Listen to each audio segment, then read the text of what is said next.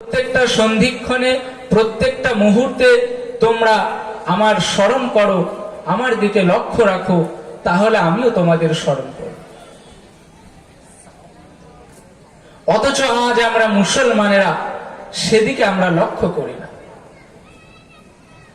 আমাদের ধৈর্য নেই, বিচক্ষণতা নেই, আমাদের মধ্যে আছে বিচলিত অধৈর্যের মনোভাব, যার কারণেই আমাদের সুন্দর সামিয়ানার নিচে হাজারো হাজারো মাহফিল হলেও সমাজের পরিবর্তন হচ্ছে না, সমাজের সংশোধন আসছে না। নবীর সাহাবীদের যুগে আমাদের মতো এত সুন্দর সামিয়ানা ছিল না, প্যান্ডেল ছিল না, মাইক ছিল না, এত সুন্দর সুসজ্জিত প্রদর্শনী ছিল না, কিন্তু তাদের মধ্যে ছিল ঈমান, বিশ্বাস, ভালোবাসা, তাকওয়া, খোদা ভীতি, খৌফে ইলাহি। আজ আমাদের মধ্যে সেটা নেই। আল্লাহর নবীর সাহাবীরা আলোচনা করছেন যে কিয়ামত কবে হবে, পৃথিবী ধ্বংস কবে হবে। এই নিয়ে মসজিদে নববীতে আল্লাহর রাসূল সাহাবীদেরকে নিয়ে বসে আছেন, সাহাবীরা এটা আলোচনা করছে কিয়ামত কবে হবে। হাদিসে এসেছে হযরত ওমর রাদিয়াল্লাহু তাআলা আনহু থেকে, হাদিসটা পুরো লম্বা একটা হাদিস, আমি তার শেষাংশে বলছি। ও নবী প্রেমের প্রেমিকেরা, ও মুসলমান গণের ছেলে মেয়েরা, তরুণেরা, নওজওয়ানেরা, আল্লাহর নবী হযরত সাল্লাল্লাহু আলাইহি ওয়াসাল্লাম পাক জবানে জানিয়ে দিয়ে গেলেন, আনতারিদাল আমাতু রাব্বাতাহা। ও আমার সাহাবীরা শুনে রাখো, শুনে রাখো, আমি নবী মুহাম্মদ রাসূলুল্লাহ সাল্লাল্লাহু আলাইহি ওয়াসাল্লাম পাক জবানে জানিয়ে দিয়ে গেলাম, কিয়ামত ওই সময় হবে, আনতালিদাল আমাতু রাব্বাতাহা, এমন একটা সময় যখন কৃতদাসীর গর্ভে মনিব জন্মগ্রহণ করবে, কৃতদাসীর গর্ভে যখন মালিক জন্মগ্রহণ করবে। ওয়ান্তারাল হুফাতাল আরাতাল আলা রিয়া'আশ শাই ইয়াতাতাউলুনা ফিল বুনিয়ান। আল্লাহর নবী আরো জানিয়ে দিলেন, ও নবীর উম্মতেরা, এমন একটা সময় আসবে, কিয়ামত তখন হবে ওই সময়ে যখন মানুষেরা নগ্ন পায়ে রাখালের কাজ করবে এবং অট্টালিকা প্রতিযোগিতা বানাবে, উচ্চ বিল্ডিং বানানোর প্রতিযোগিতা করবে। ও মুসলমানগণেরা, ওই রকম একটা সন্ধিক করে আল্লাহর নবী জানিয়ে দিয়ে গেলেন, ওই সময়ে কিয়ামত হবে। মুসলমানেরা যদি একটু লক্ষ্য করেন, খেয়াল করেন, বিল্ডিং বানানোর প্রতিযোগিতা সারা বিশ্বের বুকে রয়ে গিয়েছে। দুবাইয়ের বুর্জ খলিফা থেকে শুরু করে যদি আপনারা উচ্চ উচ্চ অট্টালিকার দিকে লক্ষ্য করেন, সারা জমিনে, সারা পৃথিবীতে একটা প্রতিযোগিতা এসে গিয়েছে। আর আল্লাহর নবী হাদিসের মধ্যে সেটাই জানিয়ে দিলেন, কিয়ামতের আলামত হলো সুউচ্চ বিল্ডিং বানাতে থাকবে। ইয়াতাতাউলুনা ফিল বুনিয়ানে। আর নবী আমার জানিয়ে দিয়ে গেলেন, এমন একটা সময় আসবে, কিয়ামত তখন হবে যখন দেখা যাবে ওয়ায়াকসিরুজ জিনা, ব্যভিচার বেড়ে যাবে, ওয়ায়ারফাউল ইলমা, ইলমটাকে উঠিয়ে নেওয়া হবে। সমাজের দিকে যদি আপনি লক্ষ্য করেন, সমাজে এত পরিমাণে পরকীয়া ব্যভিচার বেড়ে গিয়েছে, বাস্তব দিকে লক্ষ্য করেন। সেই জন্য আমার আল্লাহর নবী বলে গেলেন, পৃথিবী ধ্বংসের আগে, কিয়ামতের আগে সমাজে ব্যভিচার বেড়ে যাবে। আপনারা যদি খেয়াল করেন, লক্ষ্য করেন, ব্যভিচার সমাজের এমন একটা ব্যাধি এসে গিয়েছে যে একটা পরিবারকে, একটা সমাজকে ধ্বংস করে দিচ্ছে। এমন একটা নীল নকশা তৈরি হচ্ছে, যার প্রতিফলে সমাজের বুকে একটা ভাইরাস, একটা জীবাণু ব্যাধির মতো আটকে দিয়ে গেছে পরকীয়াটা। আল্লাহর নবীর কাছে একজন যুবক এসে বললেন, ইয়া রাসূলুল্লাহ, ইয়া হাবিবাল্লাহ, আমাকে জেনা ব্যভিচারের অনুমতি দিন। ইয়া রাসূলুল্লাহ গে, ইয়া হাবিবাল্লাহ হুজুর, আমাকে জেনা ব্যভিচারের অনুমতি দিন। ওই সময় জগৎগুরু বিশ্বনবী হাবিবুল্লাহ গে, জনাবে মুহাম্মদুর রাসূলুল্লাহ সাল্লাল্লাহু আলাইহি ওয়াসাল্লাম পাক জবানে জানিয়ে দিয়ে গিয়েছিলেন, ও যুবক, তুমি জেনার কথা বলছো, ব্যভিচারের অনুমতি চাইছো। যুবক, তোমাকে যদি বলি তোমার বাড়িতে কি মা বোন নেই, তোমার বাড়িতে কি কোনো মহিলা নেই, তুমি যুবক, তুমি যদি কখনো শোনো তোমার মায়ের সাথে কেউ ব্যভিচার করেছে, তুমি কি তখন ঠিক থাকতে পারবে? যুবক ওই সময় বলেছিল, না না না না, আমি তো ঠিক থাকতে পারবো না। আবার রাসূল আমার জানিয়ে দিলেন, ও যুবক, তোমার বোনের সাথে যদি কেউ লিপ্ত থাকে কোনো কুকর্মে, খারাপ কাজে, বিপদে লিপ্ত থাকে, পরকীয়া জেনা ব্যভিচারে লিপ্ত থাকে, ও যুবক, তুমি কি সেটা মেনে নেবে? না ইয়া রাসূলুল্লাহ, আমি কখনো এটা মেনে নেব না। আল্লাহ নবী আমার ওই সময় জানিয়ে দিয়েছিলেন, ও যুবকেরা, ও যুবকেরা, তোমার কন্যার সাথে যদি কেউ ব্যভিচারে লিপ্ত হয়, তোমার কন্যার সাথে যদি কেউ জেনায় লিপ্ত হয়, তুমি যুবক কি সহ্য করতে পারবে? ওই সময় যুবকটা বলেছিল, না না না ইয়া রাসূলুল্লাহ, ইয়া হাবিবাল্লাহ, হুজুর, আমি তো সহ্য করতে পারবো না। রাসূল আমার বললেন, তাহলে তুমি যে জেনার অনুমতি চাইছো, ব্যভিচারের অনুমতি চাইছো, এটা তাহলে কি করে সম্ভব? ওই সময় যুবক ভুল বুঝতে পেরে আল্লাহর রাসূলের হাতে হাত দিয়ে কালমাটা পড়ে মুসলমান হয়ে গেলেন। একটু জোরে বলা যায় না সুবহানাল্লাহ? তাহলে আমি কিয়ামতের আলামত বলতে বলতে বলছিলাম যে জেনা ব্যভিচারের সংখ্যা বেড়ে যাবে, মদ পানকারীর সংখ্যা বেড়ে যাবে। পৃথিবীর জমিনে এখন দেখা যায় যত ব্র্যান্ডের বড় বড় মদ ব্যবসায়ীরা ব্র্যান্ডের মদগুলো, বিয়ারের বোতলগুলো সমাজের বুকে এখন অহরহ ছড়িয়ে পড়ে।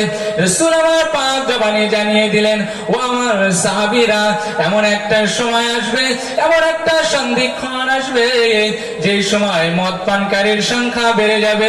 মুসলমান, আপনারা ঘরের ছেলে মেয়েরা ও তরুণেরা, নওজওয়ানেরা, আপনারা যদি লক্ষ্য করেন, সমাজে এখন মদ একটা সুস্বাদু পানীয় হয়ে গিয়েছে। সমাজ এখন মদটাকে বৈধ মনে করছে, হালাল মনে করছে।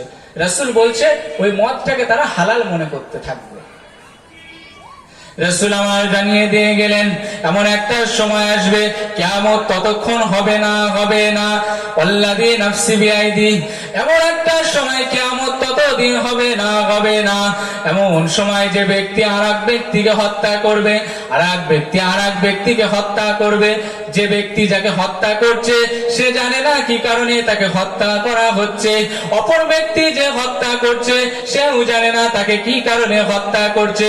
রাসূল আমার বললেন, কিলাহুমা ফিন্নারে, উভয়ে জাহান্নামে যাবে। এমন একটা কিয়ামতের সময় কেউ কাউকে আহত করবে, আঘাত করবে, সেও জানে না, আর যাকে আঘাত করছে সেও জানে না। রাসূল আমার কিয়ামতের আলামত হিসাবে এটাও বললে। তাহলে কিয়ামতের আলামতে বললেন যে এমন একটা সময় আসবে, আপনি একজনকে মারছেন, তার কারণ জানে না, আবার যে মার খাচ্ছে সেও জানে না তাকে কি কারণে মারা হচ্ছে। ও যুবকেরা, ও সংজ্ঞাটা মুসলমানেরা, যুবকেরা, ও আমার তরুণেরা, নওজওয়ান যুবকেরা, আল্লাহ নবীর সাহাবীরা কিয়ামতের আলোচনা করতে করতে আল্লাহ নবী আমার ওই সময় সাহাবীদেরকে লক্ষ্য করে বলেছিল, ও আমার সাহাবীরা, আমি রাসূলুল্লাহকে, হাবিবুল্লাহকে তোমাদেরকে জানিয়ে দিয়ে গেলাম, পৃথিবীর জমিনে যতক্ষণ 10টা বড় বড় আলামত না আসবে কিয়ামত হবে না।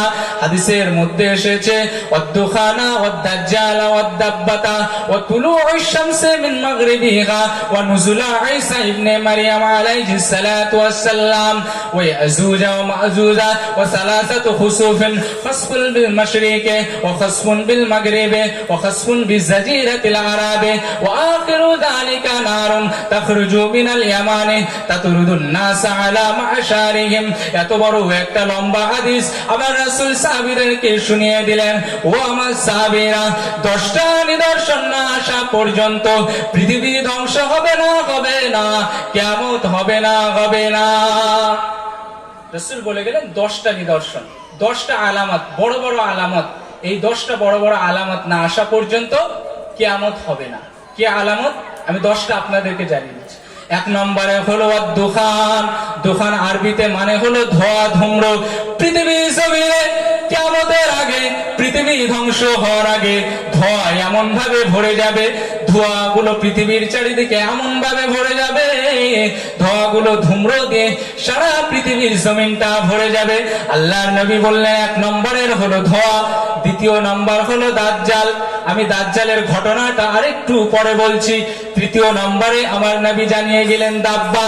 দাব্বা মানে হলো, মুহাদ্দিসিন কিরামেরা বলছেন, সাফা এবং মারওয়া পাহাড়ের মাঝে, আরবের 2টো পাহাড়ের মাঝে থেকে এমন একটা প্রাণী আসবে। ওই প্রাণীটা মানুষের সাথে কথা বলবে, মানুষের মতো আচরণ করবে, মানুষের সাথে কথা বলতে থাকবে। 4 নম্বর আল্লাহর নবী আমার জানিয়ে দিয়ে গেলেন ওয়াতুলুউশ শামসি মিন মাগরিবিহা, পৃথিবী সূর্যটা পশ্চিম দিক থেকে উঠবে। 4 নম্বর বললে পৃথিবীটা পশ্চিম দিক থেকে ওঠে। The sun rises in the east. আমরা জানি সূর্য পূর্ব দিকে ওঠে, যেটা চিরাচরিত সত্য, কিন্তু পৃথিবী ধ্বংসের সন্ধিক্ষণে অল্প কিছুক্ষণ আগে সূর্যটা পশ্চিম দিকে উঠবে। 4 নম্বর। 5 নম্বরে কি? ওয়ানুজুলা ঈসা ইবনে মারইয়াম। 5 নম্বর হলো মা মারিয়ামের গর্ভে ঈসা আলাইহিস সালাতু ওয়াস সালাম, যাকে আল্লাহ আসমানে তুলে নিয়েছিলেন পৃথিবী ধ্বংসের আগে। কিয়ামতের সন্ধিক্ষণে আমার আল্লাহ আবার ঈসা আলাইহিস সালাতু ওয়াস সালামকে জমিনে পাঠিয়ে দেবেন। 5 নম্বর হলো 6 নম্বর হলো ইয়াজুজ ও মাজুজ। ইয়াজুজ এবং মাজুজ নামে 2টি প্রাণী আল্লাহ জমিনে জুলকারনাইন, বাদশা জুলকারনাইন তাদেরকে আবদ্ধ করে রেখেছিলেন। আল্লাহ নবী আমার জানিয়ে দিয়ে গেলেন কিয়ামতের আগে ওই ইয়াজুজ এবং মাজুজকে ছেড়ে দেওয়া হবে। 7 নম্বরে হলো ওয়াসালাসাতু খুসফুন, 3টে ভূমিকম্প হবে, 3টে বড় বড় ভূমিকম্প হবে। খসফুন বিল মাশরিকে, পূর্ব দিক থেকে ভূমিকম্প হবে। খসফুন বিল মাগরিবে, পশ্চিম দিক থেকে ভূমিকম্প হবে। ওয়া খসফুন বিজাজিরাতিল আরবে, এবং আরব উপদ্বীপের, মিডল ইস্ট মধ্যপ্রাচ্যের দিকে ভূমিকম্প হবে, আরব উপদ্বীপের এলাকা নিয়ে। 10 নম্বরে আল্লাহর নবী আমার শেষটা জানিয়ে দিয়ে গেলেন ওয়া আখিরু যালিকা নারুন, এমন একটা আগুন আসবে তাখরুজু মিনাল ইয়ামানি, ইয়ামান থেকে বার হয়ে যাবে। তাতরুদুন নাসা আলা মাহশারিহিম, ওই লোকেদেরকে তাড়িয়ে তাড়িয়ে তাড়িয়ে তাড়িয়ে, ওই আগুনটা তাড়িয়ে তাড়িয়ে লোকেদেরকে মাহশারের দিকে এগিয়ে নিয়ে যাবে। একটু জোরে বলা যায় না সুবহানাল্লাহ? তাহলে এই 10টা নিদর্শন না আসলে কিন্তু কিয়ামত হবে না। তার মধ্যে আমি কি বলেছিলাম? দাজ্জালের ব্যাপারে। কিয়ামতের আগে দাজ্জাল আসবে। কোন কোন আলেমরা বোকার মতো কথা বলে দাজ্জাল নাকি আমেরিকা। না না না না, আল্লাহর নবী আমার জানিয়ে দিয়ে গেলেন ও আমার সাহাবীরা, মসজিদে নববী বসে বসে মসজিদে নববীতে বসে বসে আল্লাহ নবীর সাহাবীরা কিয়ামত নিয়ে যখন আলোচনা করছেন, দাজ্জাল নিয়ে যখন আলোচনা করছে, রাসূল আমার জানিয়ে দিয়ে গেলেন দাজ্জাল হবে এমন একটা প্রাণী যার এক চোখ কানা হবে এবং কপালে লেখা থাকবে কাফার, অর্থাৎ কাফের লেখা থাকবে। দাজ্জালের একটা চোখ কানা হবে। মুসলমানেরা চিন্তায় পড়ে যাবে দাজ্জালকে কি করে চিনবো? যারা লেখাপড়া জানে না, যারা আরবি জানে না, তারা কি করে দাজ্জালকে চিনবে? নবী আমার ওই সময় সাহাবীদেরকে বলে গিয়েছিলেন ও আমার সাহাবীরা, ও আমার সাহাবীরা, তোমরা জেনে রাখো, শুনে রাখো, দাজ্জাল যার ভিতরে ঈমান থাকবে, যার ভিতরে পাওয়ার থাকবে, খোদা ভীতি থাকবে, রাসূলুল্লাহর প্রতি ইত্তেবা থাকবে, আমি রাসূলুল্লাহ বলে গেলাম, আমি রাসূলুল্লাহ জানিয়ে দিয়ে গেলাম, ওই ব্যক্তি দাজ্জালকে চিনতে পারবে, তার কপালের কাফারা, কাফের লেখাটা বুঝতে পারবে। আমার নবী এই সময় বলতে বলতে আরো খানিকটা এগিয়ে গেলেন ও আমার সাহাবীরা, তোমরা কি জানো দাজ্জাল কেমন হবে? কেমন হবে? আমার আল্লাহ দাজ্জালকে এত বড় ক্ষমতা দেবে, এত বড় ক্ষমতা দেবে, সারা পৃথিবীটা দাজ্জাল চষে চষে বেড়াবে, সারা পৃথিবীটা ভ্রমণ করে বেড়াবে। দাজ্জালের এত লৌকিক ক্ষমতা দেবে, এত অলৌকিক ক্ষমতা দেবে আমার আল্লাহ। দাজ্জালের এক হাতে থাকবে জান্নাত, আর এক হাতে থাকবে জাহান্নাম। যে হাতে থাকবে জান্নাত সেটা প্রকৃতপক্ষে জাহান্নাম, আর যে হাতে থাকবে জাহান্নাম সেটাই প্রকৃতপক্ষে জান্নাত। তাহলে দাজ্জালের এত ক্ষমতা দেয়া হবে, এক হাতে থাকবে জান্নাত, আর এক হাতে থাকবে জাহান্নাম। দুর্বল মুমিনেরা, দুর্বল মুসলমানেরা যারা চিনতে পারবে না, যাদের ইমানের কমজোরি থেকে যাবে, যাদের ইমানে দুর্বলতা থেকে যাবে, আল্লাহ নবী আমার ওই সময় জানিয়ে দিয়ে গেলেন, ও আমার সাহাবীরা, ওই সময় দাজ্জালকে তারা মেনে নেবে, খোদা বলে মেনে নেবে।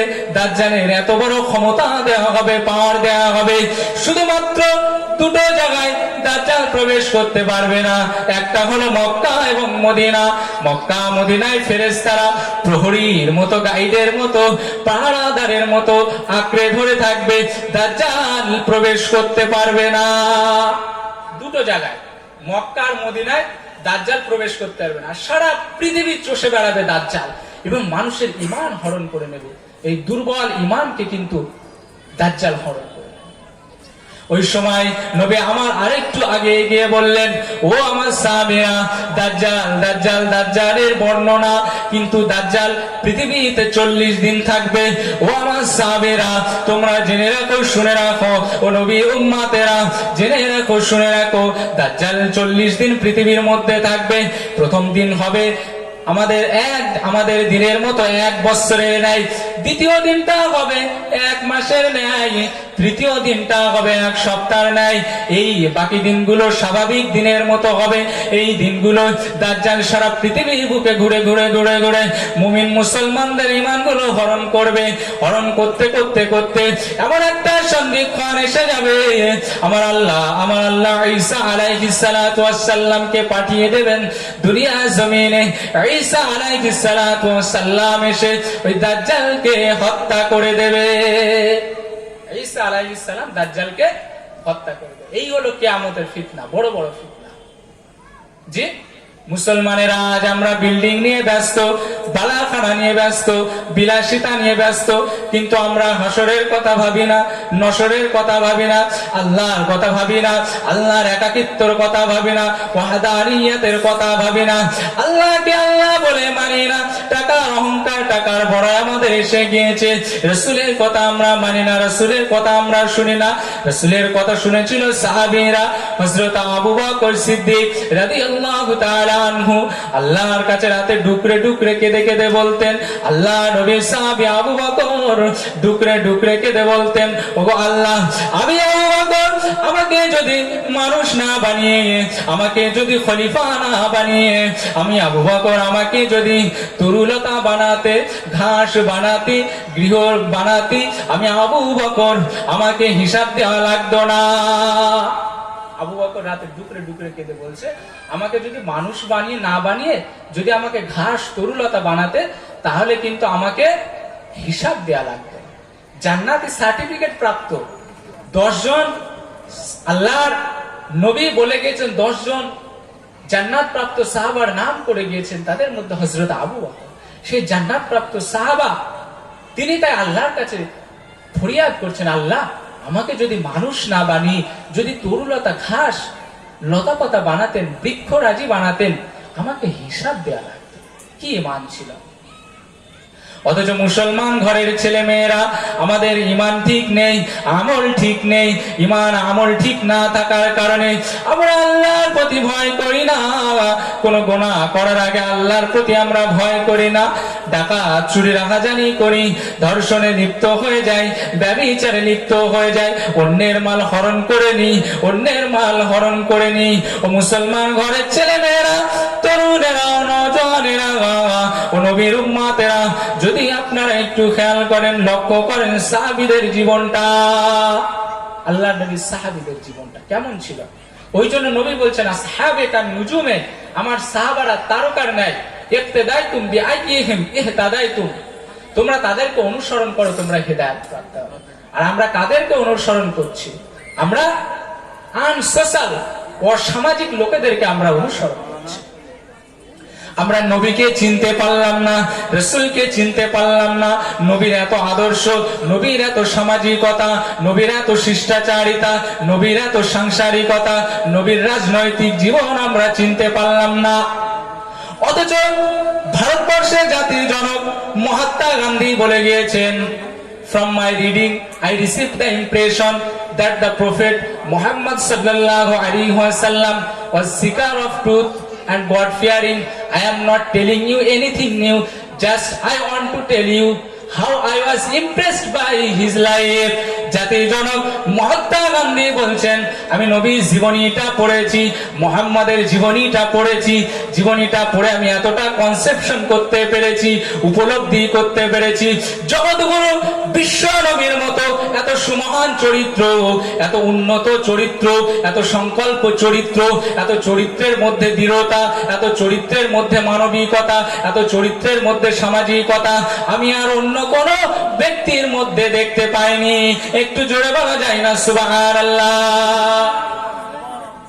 শুধু তাই নয়, মাইকেল এইচ হ্যাট, একজন আমেরিকান অ্যাস্ট্রোফিজিস্ট মানে নভ পদার্থ বিজ্ঞানী, যিনি আকাশ নিয়ে গবেষণা করেন, তিনি বলছেন, মাইকেল এইচ হ্যাট তিনি একটা গ্রন্থ লিখেছেন, 100 most influence people in the world, বিশ্বের 100 জন প্রভাবশালী ব্যক্তিত্বের তালিকা তিনি তৈরি করেছেন, তাদের জীবনীকে তিনি গেঁথেছেন একটা গ্রন্থে। সর্বপ্রথমে আমার রাসূলুল্লাহর জীবনীটা তিনি গেঁথেছেন। ওই মাইকেল এইচ হার্টকে যখন প্রশ্ন করা হলো, ও মাইকেল এইচ হার্ট, তুমি পৃথিবীর সারা জমিনে এত বড় বড় মনীষী থাকতে, এত বড় বড় ধর্মগুরুরা থাকতে, তুমি কেন মুহাম্মাদের নামটা লিখলে?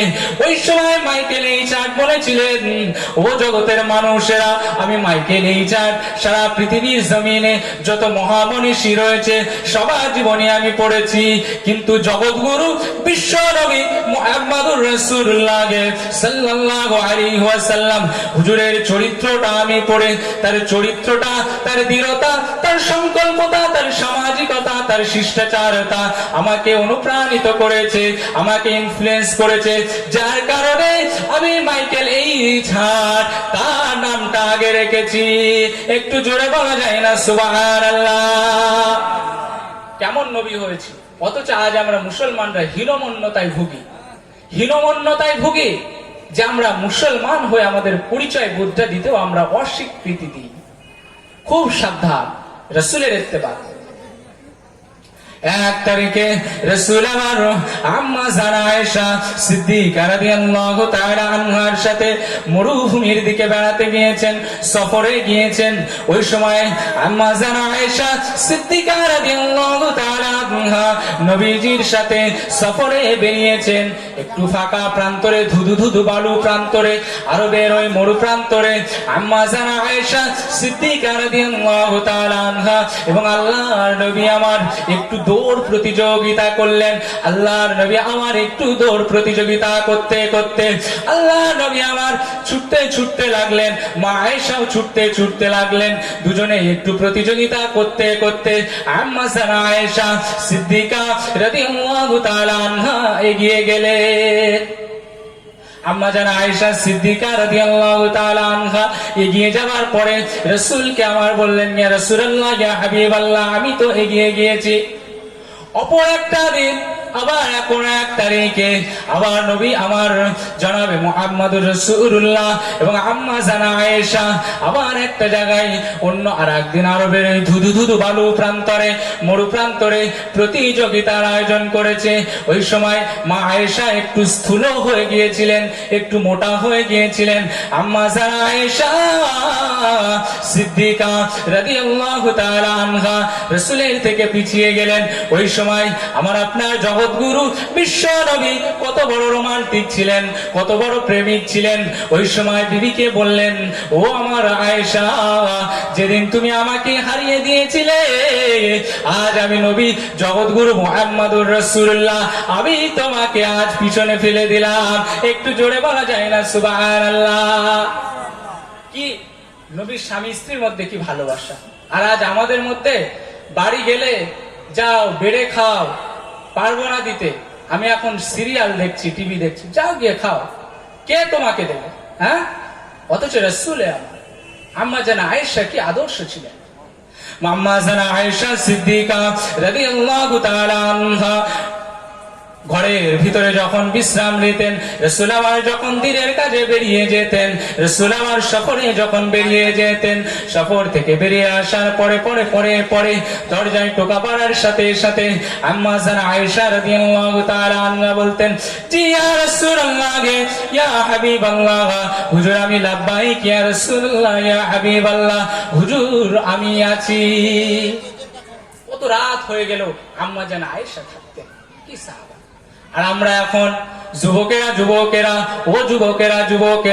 নিজেদেরকে পরিবর্তন করুন, সংশোধিত করুন। নিজেদেরকে পরিবর্তন সংশোধন না আসলে জীবনে কোনো কিছু উপকার আসবে না, কোনো কিছু উপকারে আসবে না। নিজের জীবনটাকে পরিবর্তন করুন, নিজের জীবনটাকে সংশোধন করুন। নিজের জীবন যদি সংশোধন না করতে পারেন, আপনার ইসলামে কোনো কল্যাণ আসবে না, ইসলামে কোনো কল্যাণ আসবে না। আজ আমরা যুবকেরা কিসের উপর ছুটছি বাপ?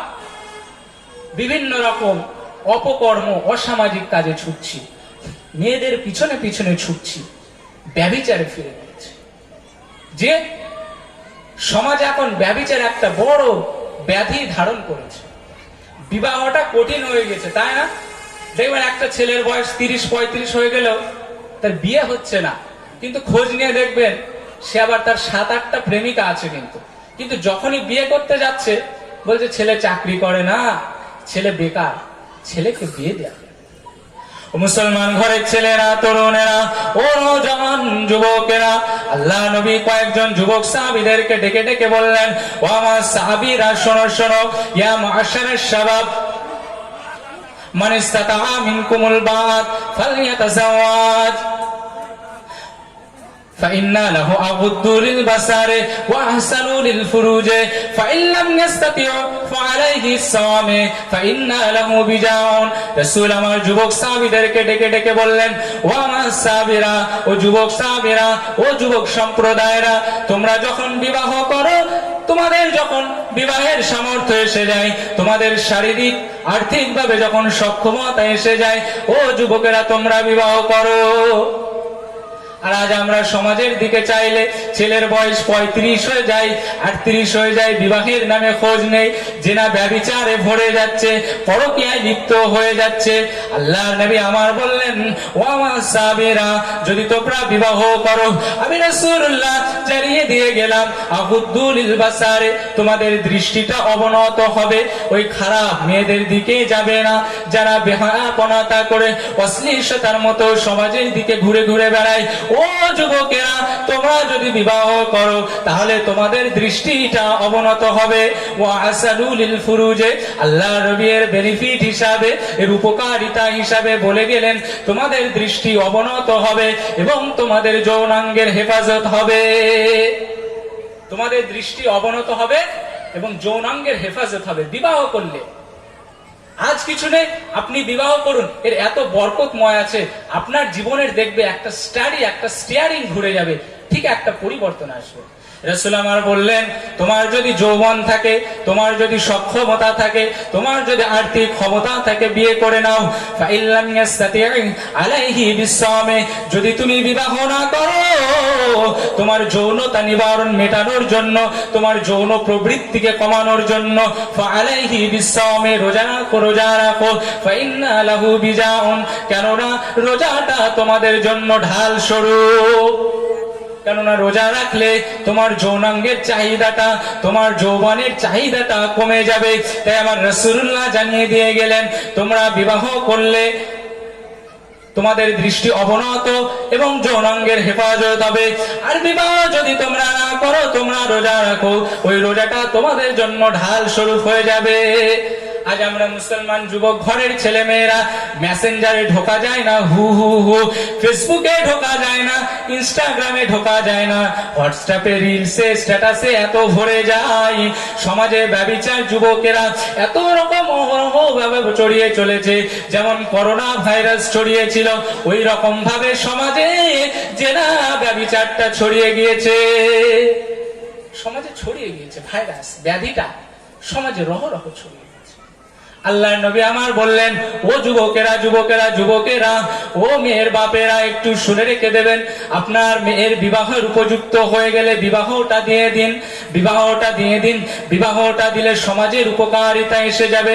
আল্লাহর নবী আবার হাদিসের মধ্যে জানিয়ে দিলেন, ওয়ান আবি হুরায়রা রাদিয়াল্লাহু তাআলা আনহু قال قال رسول الله صلى الله عليه وسلم تنكح النساء لأربعين ولمالها ولحسابها ولجمالها ولدينها فاظفر بذات الدين تربت يداك। আল্লাহ নবী আমার জানিয়ে দিয়ে গেলেন, ও মুসলমান ঘরের ছেলে মেয়েরা, তরুণেরা, নওজোয়ান যুবকেরা, বিবাহের সময় তোমরা চারটে জিনিস দেখো, চারটে জিনিস দেখো। হাদিস থেকে বলছি, এক নম্বরে হলো ওয়ালিমালিহা, তার ধন সম্পদ প্রাচুর্যতা দেখো। দ্বিতীয় নম্বর হলো ওয়ালিহাসাবিহা, তার বংশ পরিচয়টা দেখো, কোন বংশের মানুষ সেটা দেখো। তার দাদি, তার দাদা দাদি, নানা নানি কেমন মানুষ, কেমন আচরণের মানুষ সেটা দেখো। তিন নম্বরের হলো ওয়ালি জামালিহা, তার সৌন্দর্যতা দেখো। চার নম্বরের হলো ওয়ালি দীনিহা, ধার্মিকতাটা দেখো। ফাযফার বিযাতিদ্দিন তারিবাত ইয়াদাকা। চার নম্বরে আমার রাসূল বলে গেলেন, তোমরা ধার্মিকতাটাকে প্রাধান্য দেবে, কেননা ধার্মিকতাটাকে যদি তোমরা প্রাধান্য না দাও, তোমাদের হস্তদ্বয় ধুলায় ধূসরিত হোক।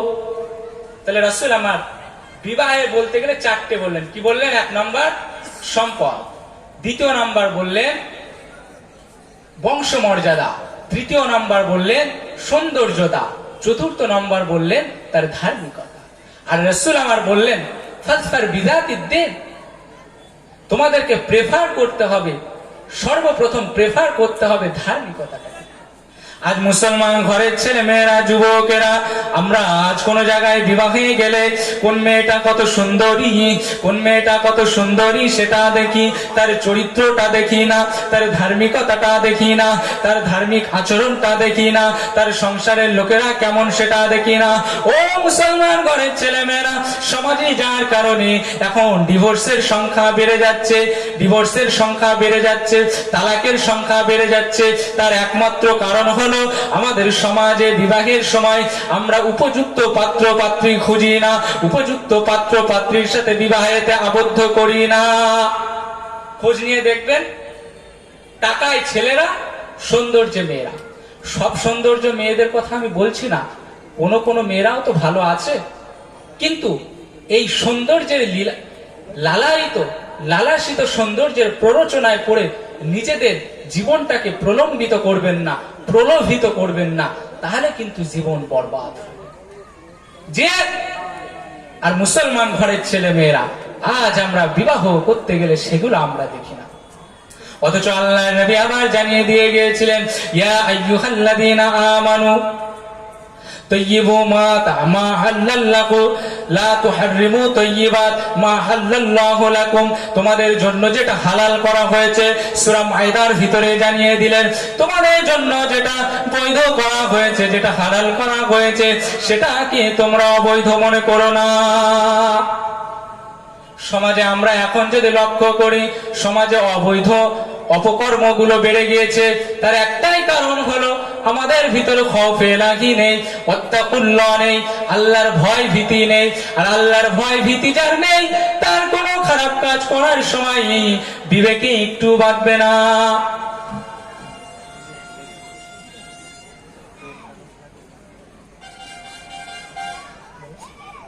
দৌড়ে পড়ি সকলে, আল্লাহুম্মা সাল্লি আলা সাইয়্যিদিনা।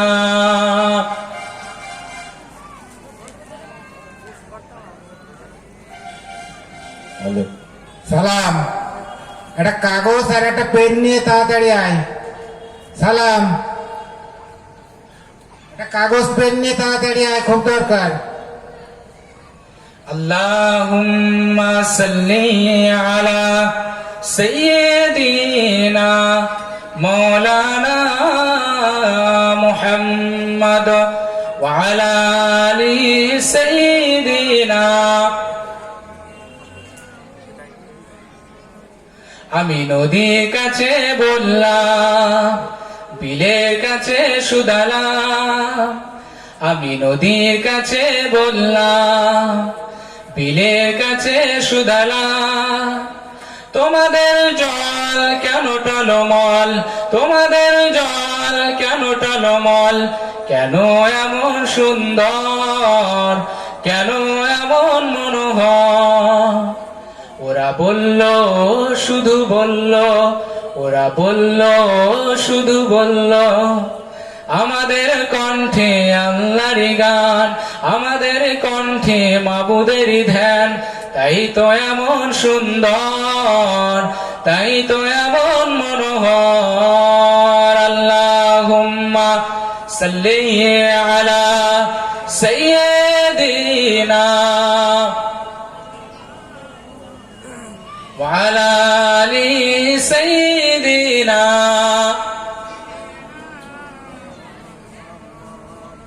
যে কথা বলছিলাম, মুসলমান ঘরের ছেলেরা, ও তরুণেরা, নওজওয়ানেরা, যুবকেরা, আল্লাহর কোরআনকে মানুন। আওয়ালাম ইয়ারাল্লাযীনা কাফারু আন্নাস সামাওয়াতি ফিল আরদি কানাত রাতকা ফাফাতাকনাহুমা ওয়া জাআলনা মিন কুল্লি শাইইন হাইয়্যিন।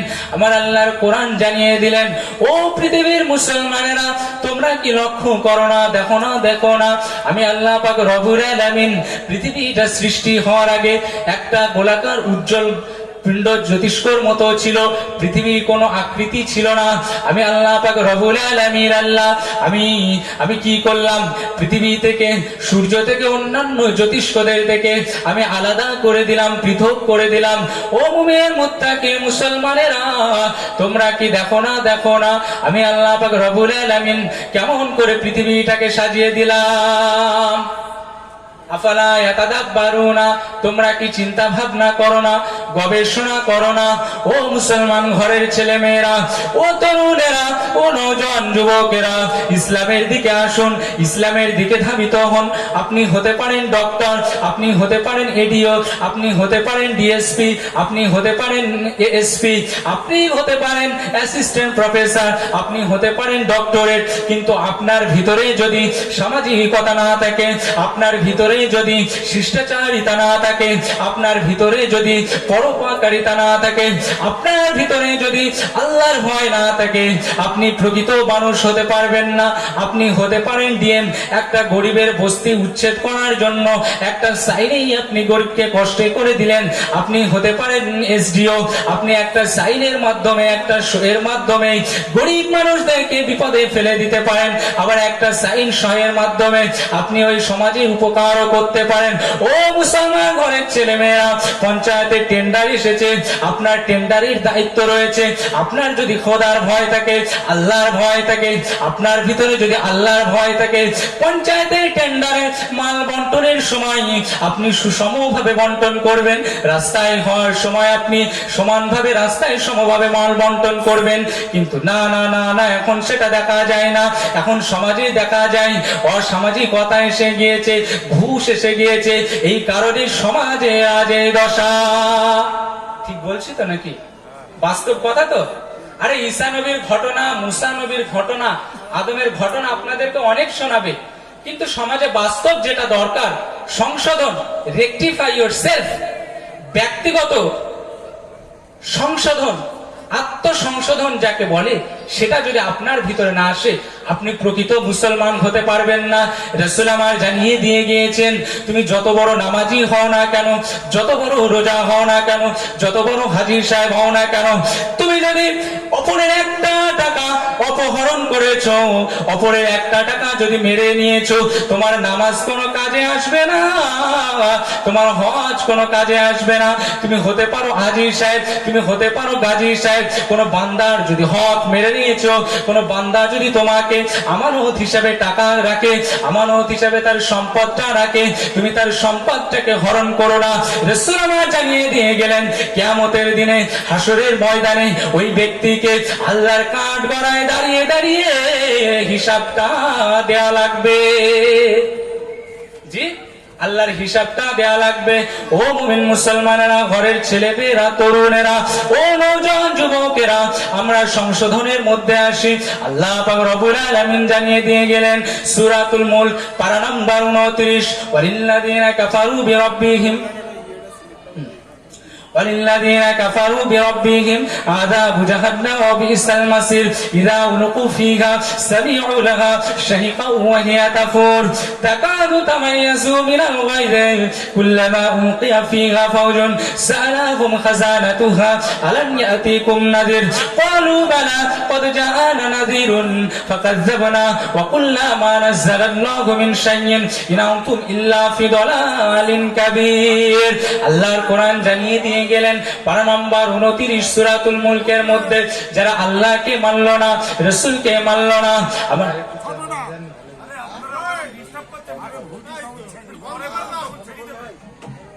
وللذين كفروا بربهم عذاب جهنم وبئس المصير যারা আমার নবীকে নবী বলে মানল না আমি আল্লাহকে বলে আল্লাহ বলে মানল না আমার নবীকে কষ্ট দিল আমার নবীর উটের হুঁড়ি চাপিয়ে দিল আমার নবীকে অকথ্য গালাগালি দিল আমার নবীকে শারীরিক অত্যাচার করলো আমার নবীকে পাশবিক অত্যাচার করলো আমার আল্লাহর কোরআন জানিয়ে দিলেন ও পৃথিবীর মানুষেরা ওয়ালিল্লাযিনা কাফারু বিরাব্বিহিম যারা তাদের প্রতিপালকের সাথে অবাধ্যতা করলো ফাআযাবু জাহান্নামা বিসাল মাসির অবশ্যই তাদের জন্য জাহান্নামের দিকে যাবে কারণ জাহান্নাম হলো কতই না নিকৃষ্ট জায়গা যারা নবীকে নবী বলে মানলো না রাসূলুল্লাহকে রাসূল বলে মানলো না আমার আল্লাহর কোরআন জানিয়ে দিলেন ফাবিসাল মাসির কতই না নিকৃষ্ট জায়গা وللذين كفروا بربهم عذاب جهنم وبئس المصير إذا ألقوا فيها سمعوا لها شهيقا وهي تفور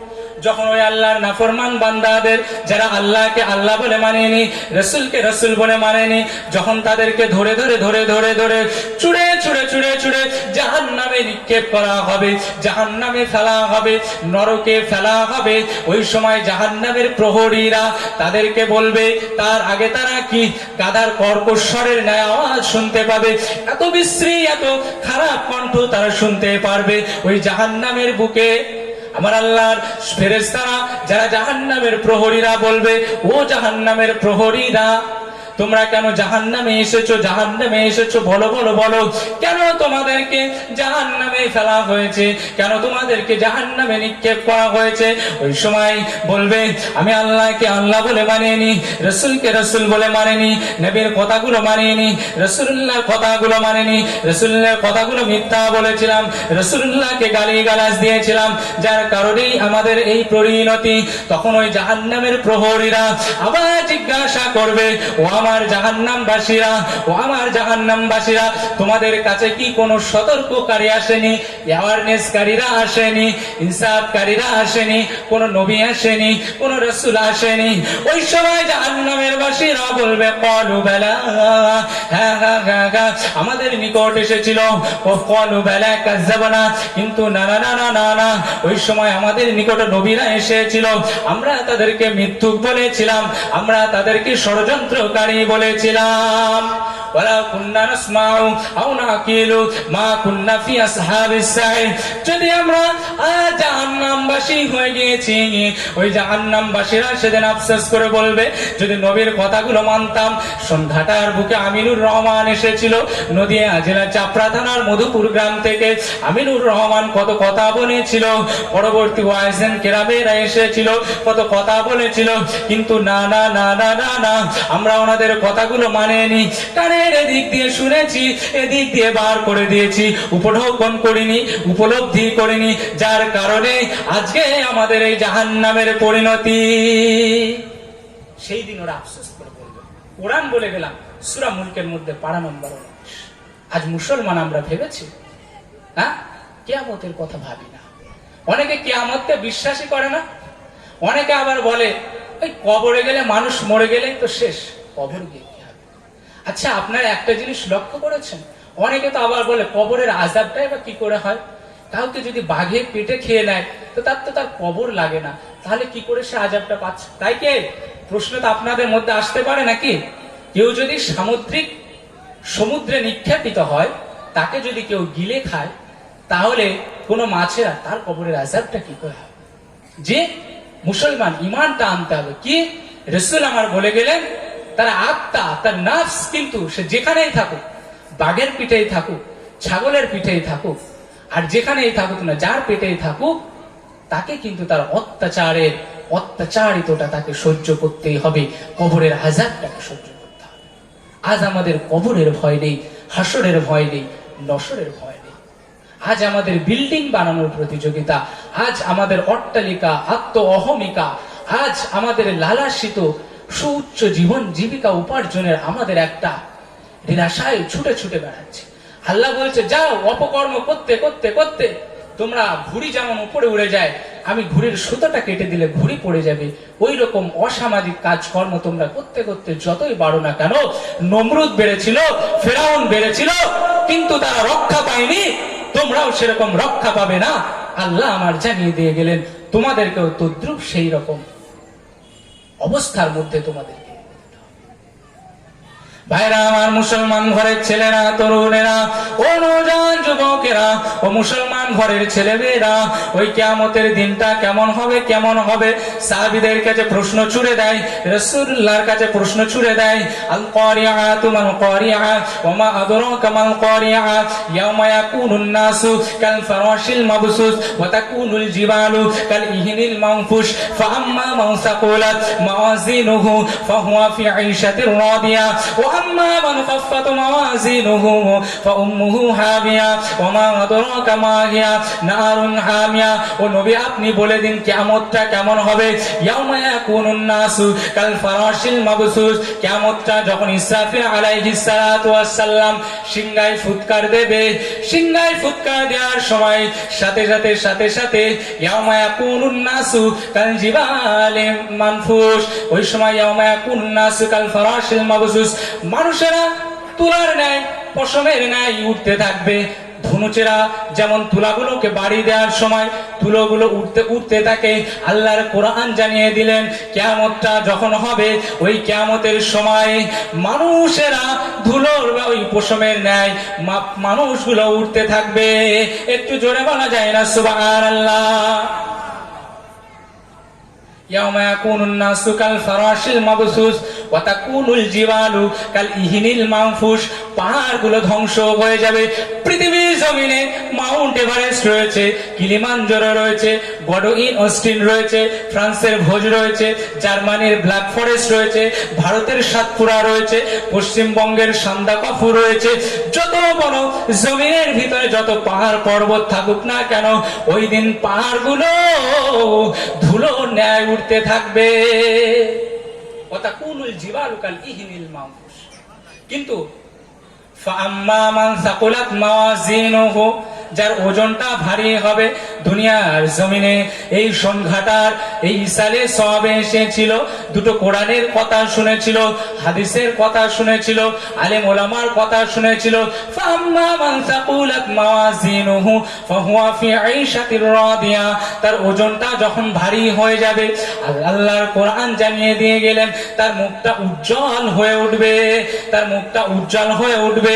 ফাআম্মা মান খাফফাত মাওয়াজিনুহু, কিন্তু যার নেকির পাল্লাটা হালকা হয়ে যাবে, গুনাহটা বেশি হয়ে যাবে। ফাআম্মা মান খাফফাত মাওয়াজিনুহু ফাউম্মুহু হাবিয়া, তার জন্য হাবিয়া হাবিয়া।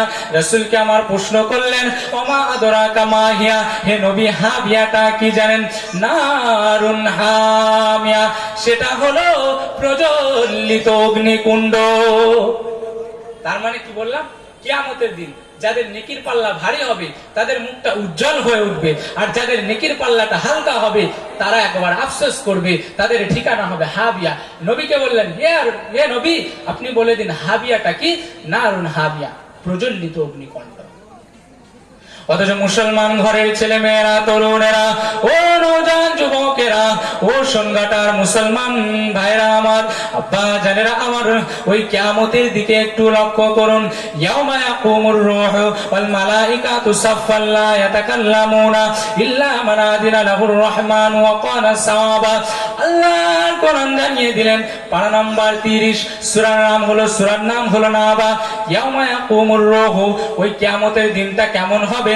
যেদিন ফেরেশতা জিবরিল আলাইহিস সালাতু ওয়াস সালাম এবং অন্যান্য ফেরেশতারা লা ইয়াতাকাল্লামুনা ইল্লা মান আযিনা লাহুর রহমান ওয়া ক্বালা সাওয়াবা, যেদিন সমস্ত ফেরেশতারা, মালায়েকা ফেরেশতারা দণ্ডায়মান হয়ে থাকবে, কেউ কথা বলতে পারবে না, আল্লাহর ভয়ে কথা বলতে পারবে না। কিয়ামতের ওই ঘরমান্দ অবস্থা হয়ে যাবে, ঘামে ভিজে যাবে, বিচলিত হয়ে যাবে, অস্থিরতা এসে যাবে মানুষের মধ্যে। আল্লাহর কোরআন জানিয়ে দিলেন, ইল্লা মান আযিনা লাহুর রহমান ওয়া ক্বালা সাওয়াবা, যাকে শুধুমাত্র দয়াময় দয়ালু দাতা আল্লাহ অনুমতি দেবেন, সে ব্যতীত আর কেউ কথা বলতে পারবে না। অথচ আমরা মুসলমানের ওই কিয়ামতকে মানি না। আল্লাহর কোরআন কি বলছেন? যালিকাল ইয়াউমুল হাক্কু, এই দিনটা হলো সত্য।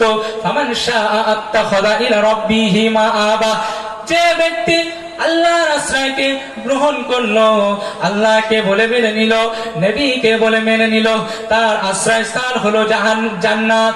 আর যে ব্যক্তি আল্লাহ রাসূলকে মানল না, আল্লাহর কোরআন জানিয়ে দিয়ে গেলেন ওই ব্যক্তির ঠিকানা হলো জাহান্নাম।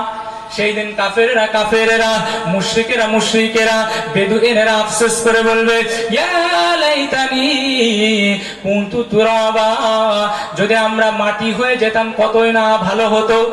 দুনিয়ার জমিনে ভালো করে শুনবেন, যদি একটা গরুকে গুঁতো দেয়, ওই দিনও কিয়ামতের দিনও বিচার হবে। একটা ঘাস যদি আরেকটা ঘাসকে আঘাত করে, তারও বিচার হবে। কেমন বিচার হবে?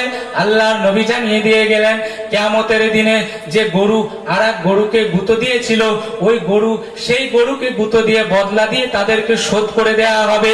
কোনো তরুলতা, কোনো ছাগল যদি কোনো পুঁইশাকের মাচাটা খেয়ে নিয়েছিল, তাকে প্রহার করে তার কেসাসটা দিয়ে দেয়া হবে। কিন্তু আল্লাহর বান্দা, আপনি মানুষ, আপনাকে সৃষ্টি করা হয়েছে, কিন্তু আপনার ওই গুনাহগুলো অমন ভাবে ঝরে দেওয়া হবে না। ওই দিন আল্লাহর কাছে, আপনার কাছে জবাবদিহি করতে হবে। সেই জন্য কাফেরেরা, মুশরিকেরা আফসোস করে বলবে, ওই কিয়ামতের দিন যদি আমরা মাটি হয়ে যেতাম কতই না ভালো হতো। ওই দিন আফসোস করে বলবে, হ্যাঁ, যদি আমরা এই পিপিলিকা প্রাণী পশুদের মতো, গৃহপালিত পশু জন্তু জানোয়ারদের মতো যদি আমরাও মাটি হয়ে যেতাম কতই না ভালো হতো। কিন্তু আল্লাহর কোরআন বলছে, না না না, দুনিয়ার জমিনে তোমরা যা সীমা লঙ্ঘন করেছো, যা পাপ করেছো, তার কোনো বিচার নেই। আল্লাহর কোরআন বলছে, কুল সিরু সুম্মা কাইফা কানা আকিবাতুল লিল মুকাজ্জিবিন, হে নবী আপনি বলে দিন, পৃথিবীর দিকে চারিদিকে আপনারা ভ্রমণ করুন, যারা আমাকে মিথ্যা বলেছিল, আমাকে অস্বীকার করেছিল, তাদের পরিণতিটা দেখুন। ফিরআউনের কথা যদি আপনারা বলেন, ফিরআউন নিজেকে কি বলেছিল? আনা রব্বুকুমুল আলা, আমি তোমাদের বড় খোদা। আল্লাহ এমন গজব দিয়েছিল, আল্লাহ এমন শাস্তি দিয়েছিল, ফিরআউন লোহিত সাগরে ডুবে গিয়েছিল। সেই ফিরআউনের লাশটা কি হয়েছিল? যখন আমাদের লাশ যদি কৃষ্ণনগর শক্তিনগর হসপিটালে মৃত হয়ে আমরা মারা যাই, একদিনের বেশি রাখা যাবে না, তাও মেডিসিন সহ। আর আল্লাহর কুদরতি ক্ষমতায় ফিরআউনের লাশটাকে অক্ষত রাখলেন এবং মিশরের মমি ঘরে তাকে সুরক্ষিত অবস্থায় রাখলেন। কিসের জন্য? পৃথিবীবাসীদেরকে দেখানোর জন্য, ও পৃথিবীবাসীরা, যারা তোমরা আল্লাহকে মানো না, রাসূলকে মানো না, তারা দেখো, যাও যাও যাও, ওই মিশরের জাদুঘরে মমি করে রাখা আছে ফিরআউনকে, দেখো কি নির্মম পরিণতি তার, কি লাঞ্ছনা, কি নির্মম করুণ পরিণতি তোমরা দেখো। আল্লাহর কোরআন। অথচ আল্লাহর ভয় আমাদের আছে? নেই। আল্লাহর ভয় যদি থাকতো, তাহলে আমরা কিন্তু ভুল পথে যেতাম না। আমাদের মধ্যে ইনসাফই নেই, ন্যায় নেই। আরে ইনসাফ ন্যায়ের জন্য সাহাবীরা কত কষ্ট করেছে, ইনসাফ ন্যায়ের জন্য তাবেঈরা কত কষ্ট করেছে, ইনসাফ ন্যায়ের জন্য আল্লাহর বুজুর্গ ব্যক্তিরা কত কষ্ট করেছে, আমরা জানি না। আর আমরা বলি কে সৃষ্টিকর্তা বলেই বিশ্বাস করি না। এই নব আধুনিক মানসিকতা আমাদের মধ্যে এসেছে। ও সন্ধ্যাটার মুসলমানেরা, তরুণেরা, নওজওয়ানেরা, ও নবীর উম্মতেরা, ইমাম আযম আবু হানিফা রাহমাতুল্লাহ আলাইহি, জগৎ বিখ্যাত ইমাম, চার ইমামের ইমাম, ইমাম আযম আবু হানিফা রাহমাতুল্লাহ আলাইহি জগৎ বিখ্যাত ইমাম, পণ্ডিত ছিলেন, দার্শনিক ছিলেন, ইসলামের সুপণ্ডিত ব্যক্তি ছিলেন। ওনাকে একবার বলা হলো, নাস্তিকেরা প্রশ্ন ছুড়ে দিয়েছিল, আল্লাহ বলে কেউ নেই, আল্লাহ বলে পৃথিবীতে কেউ নেই, সৃষ্টিকর্তা বলে কেউ নেই। ওই সময় ইমাম আযম আবু হানিফা রাহমাতুল্লাহ আলাইহি ওই সময় ওই নাস্তিককে বলেছিল, ও বাবা নাস্তিক, তুমি যদি বলো আল্লাহ বলে নেই, আমি বলছি আল্লাহ বলে আছে, তাহলে নাস্তিক বলল একদিন একটা ডিবেটের আয়োজন করা হোক, একদিন একটা বিতর্ক সভার আয়োজন করা হোক। ওই বিতর্ক সভায় আল্লাহ আছে না নেই সেটা পরিষ্কার হয়ে যাবে। এইরকম একটা সন্ধিক্ষণে ডিবেটের মঞ্চটাকে তৈরি করা হলো। ঠিক সময় মতো নাস্তিক এসে পৌঁছে গেলেন। নাস্তিক মানে হলো যে আল্লাহকে মানে না, আল্লাহকে বিশ্বাস করে না। ওই নাস্তিকটা এসে মঞ্চে হাজির হয়ে গেল। সময় গড়িয়ে যায়, সময় গড়িয়ে যায়। ইমাম আযম আবু হানিফা রাহমাতুল্লাহ আলাইহি আর দেখা নেই, দেখা নেই। ইমাম আযম আবু হানিফা রাহমাতুল্লাহ আলাইহি চার ইমামের ইমাম ওই ডিবেটে অংশগ্রহণ করতে পারলেন না। নাস্তিকটা প্রশ্ন ছুড়ে দেয় ইমাম আযমের শাগিরদের কাছে, সঙ্গীদের কাছে, ওই ইমাম আযমের অনুচরেরা, অনুসারীরা, তোমাদের ইমামের কোনো সময় জ্ঞান নেই, তোমাদের ইমামের কোনো সময়ের জ্ঞান নেই, টাইমের কোনো জ্ঞান নেই, সময়ের মুহূর্তেই তোমাদের ইমামটা পৌঁছাতে পারেনি। এমন সময় 2 ঘন্টা পরে ইমাম আযম আবু হানিফা রাহমাতুল্লাহ আলাইহি এসে হাজির হয়ে গেলেন। ইমাম আযম আবু হানিফা রাহমাতুল্লাহ আলাইহি ওই মঞ্চে হাজির হওয়ার পরে নাস্তিকেটা বলল, ওই ইমাম আযম আবু হানিফা, আপনার তো কোনো কাণ্ড জ্ঞান নেই, আপনাকে 2 ঘন্টা আসার আগে টাইম ছিল, আপনি তো আসতে পারলেন না।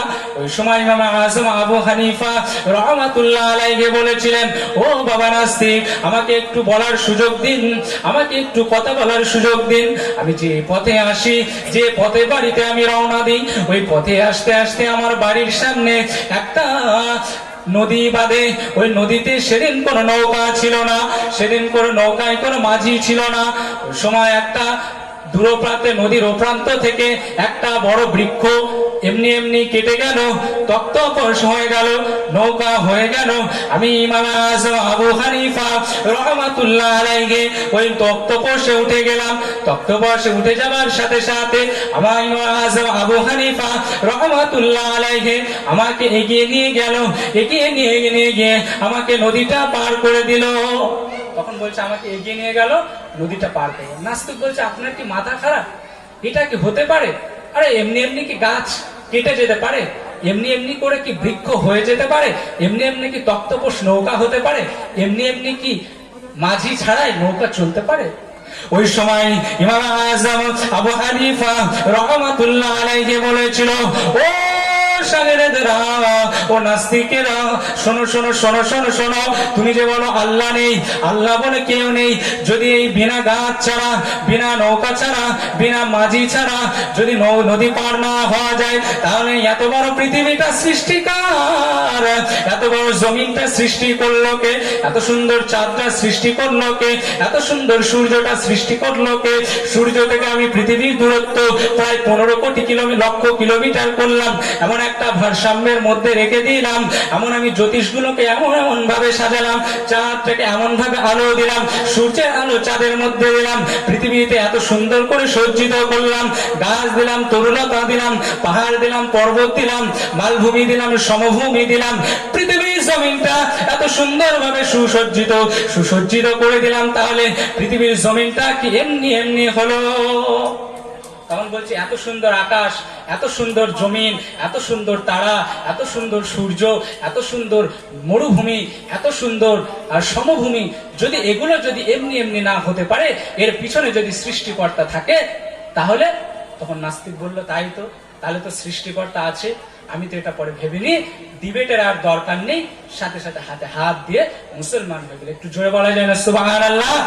নারায়ে তাকবীর, নারায়ে তাকবীর।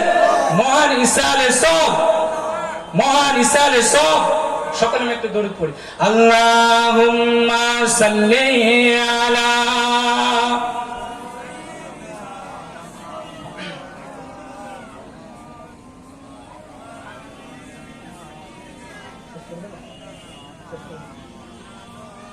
وعلى آل سيدنا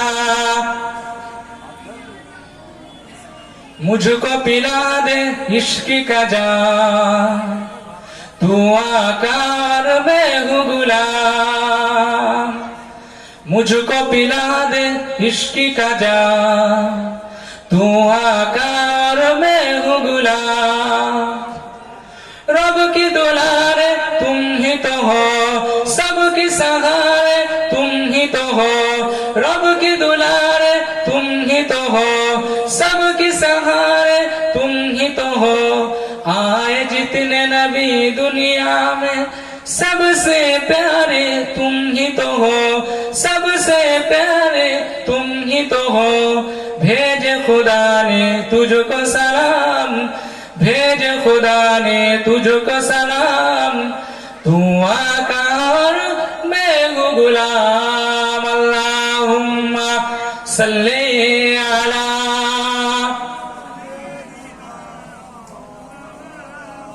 व अला आलि सय्यिदिना।